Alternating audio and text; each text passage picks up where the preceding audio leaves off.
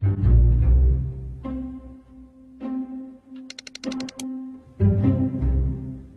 Bible is the most widely read book in the history of the world, far outselling any other book, with 3.9 billion copies sold over the past 50 years. Many believe it contains the actual Word of God.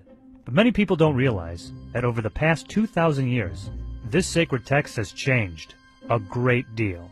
No first edition exists. Well, we have our copies, the first of which were made hundreds of years after the events supposedly took place. For the first 100 to 200 years, copies of the Bible were made by hand, and not by professionals. This led to many errors, omissions, and most importantly, changes. Here are the three biggest. The earliest manuscripts of the Gospel of John did not include Jesus challenging the mob that was about to stone a woman by saying, "Let any among you who are without sin cast the first stone."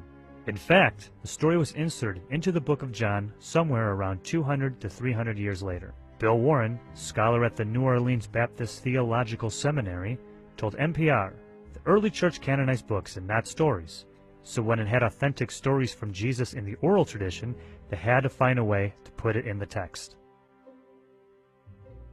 In the Gospel of Mark, we learn about how Jesus rose from the tomb on the third day and appeared to various people, including his disciples. In original manuscripts of Mark, this part of the story is nowhere to be found. Warren says scribes were seeing the other Gospels with resurrection stories, so they felt adding a resurrection story in Mark would round out the text better.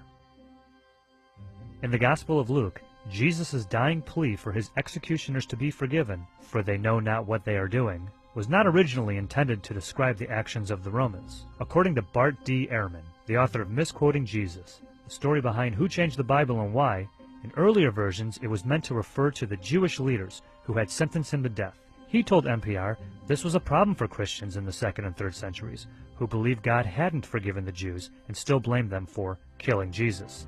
So it was taken out, only to be added centuries later and changed to reference the Romans. As recently as the 1940s, when the Dead Sea Scrolls were found, we discovered a version of the Old Testament containing alternate versions of various books, including the Book of Samuel.